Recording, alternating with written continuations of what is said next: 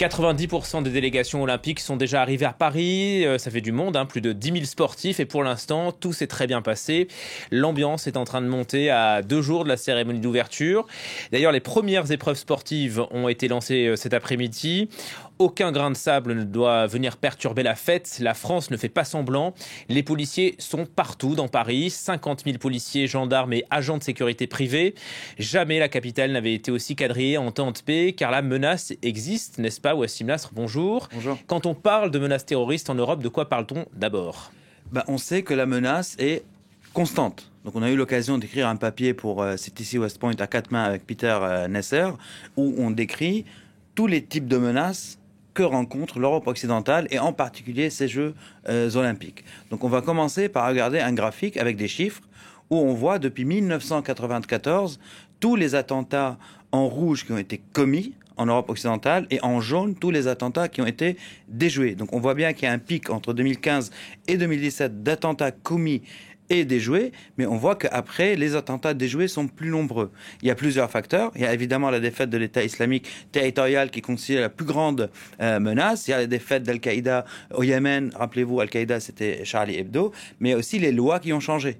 Donc le spectre dans lequel rentrent ou tombent sous le coup de la loi antiterroriste les personnes, les velléités, on va dire, de certaines personnes, sont beaucoup plus élargies depuis 2017. Donc aujourd'hui, il suffit d'évoquer un projet avant qu'il ne se matérialise avec achat d'armes, fabrication d'explosifs, etc., pour que ça tombe sous le coup de la loi. On voit que les dernières arrestations, par exemple, en France, c'était des mineurs, très jeunes mineurs, à 14 ans, à 15 ans, qui sont jugés pour terrorisme par le PNAD. Donc la menace est bien réelle et elle est constante et elle n'a pas changé depuis plusieurs années. Sur ces JO, quand on pense menace, on pense forcément à Al-Qaïda ou à Daesh.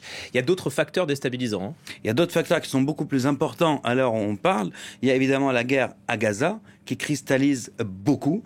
Et on sait par exemple qu'à l'extrême gauche du spectre politique, il y a une grande sympathie pour la cause palestinienne. Et à l'extrême droite du spectre politique, il y a un antisémitisme bien réel. Donc les remous et la guerre à Gaza peuvent pousser certaines personnes à agir. On n'est pas dans le terrorisme tel qu'on l'imagine, mais à créer du trouble à l'ordre public, à empêcher des équipes d'arriver à l'endroit où elles doivent jouer et à créer une vraie instabilité politique au niveau national, et ce qui va évidemment mobiliser encore plus et mettre sous tension, on va dire, les forces de l'ordre. On oublie aussi le facteur étatique. Certains pensent à l'Iran, semi-étatique au Hamas ou au Hezbollah. On a regardé ça en détail.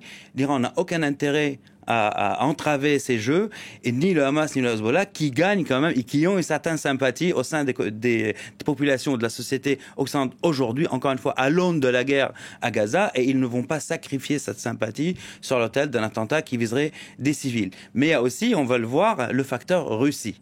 Parce que ça, c'est un facteur bien réel aujourd'hui, parce qu'on sait, par exemple, il y a eu un ressortissant ukrainien, russe, originaire du Donbass, qui a été arrêté à proximité de l'aéroport Charles de Gaulle, dans sa chambre d'hôtel, parce que sa bombe qu'il fabriquait a explosé de manière accidentelle. Il projetait de la mettre dans un bricorama. Quand on regarde dans le détail l'explosif qu'il utilisait ou qu'il fabriquait, c'est le même explosif utilisé par les djihadistes. Donc on peut penser à une opération de faux drapeau pour aussi semer le trouble. Ce matin même, nos confrères du Monde ont sorti une information concernant un ancien espion russe qui a été arrêté par les autorités françaises il y a quelques jours parce qu'il a exprimé des velléités vis-à-vis des Jeux Olympiques. Idem pour nos confrères du Parisien, arrestation de 3 personnes, 2 femmes russes et 1 Français qui ont été arrêtés alors qu'ils rentraient dans une zone de sécurité, et une des personnes russes était dans le coffre de la voiture, et enquête faite, elle avait essayé d'avoir des passes pour passer qui ont été refusées en amont pour raisons sécuritaires. Donc la Russie a tout intérêt à déstabiliser l'événement. La Russie fait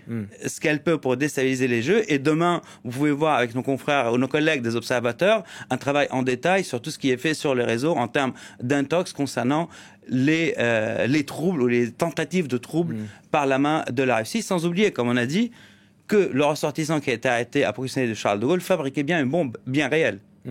On en oublierait presque les groupes djihadistes, ils sont quand même présents et la menace est toujours aussi réelle. Ils sont très présents, la menace est constante, très élevée depuis un moment tel qu'on l'a vu le voir sur le graphe tout à l'heure, mais bien réelle à l'heure où on parle. Donc il n'y a pas eu de menace directe exprimée ni par Al-Qaïda ni par l'État islamique en tant qu'organisation vis-à-vis des Jeux Olympiques, mais les menaces vis-à-vis de la France et des pays occidentaux sont constantes, exception faite de la filiale sahélienne d'Al-Qaïda et donc d'AQMI, qui ont dit clairement à plusieurs reprises, questions posées, communiqué que le sol français n'était pas concerné par la guerre avec la France. Mais l'État islamique a des vraies velléités. Et d'ailleurs, c'est le facteur le plus inquiétant aujourd'hui. Rappelez-vous l'attentat de Moscou. Donc c'était l'État islamique filiale Khorasan, donc Afghanistan, parce que cette filiale travaille comme une direction de RH, de ressources humaines.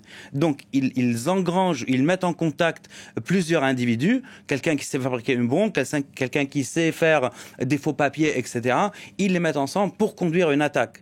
Donc sur le sol européen ou ailleurs. Donc ce facteur-là est pris très au sérieux par les autorités françaises parce qu'aujourd'hui, à l'heure où on parle, donc ce sont les réseaux Asie centrale, Tchétchénie, russophones qui sont les plus dangereux et qui viendraient de l'extérieur du territoire français. Donc d'ailleurs en Europe, et évidemment la menace latente, constante, celle d'une personne qui agit seule, qui prend un couteau et qui décide d'attaquer au nom d'eux, d'un groupe ou d'un autre, et ça c'est très très dur à déjouer. Le fameux loup solitaire. Merci beaucoup, absolument, Wassim, pour ces informations. L'article que vous avez écrit est à retrouver sur le site de West Point, j'imagine. Merci. Que vous avez coécrit.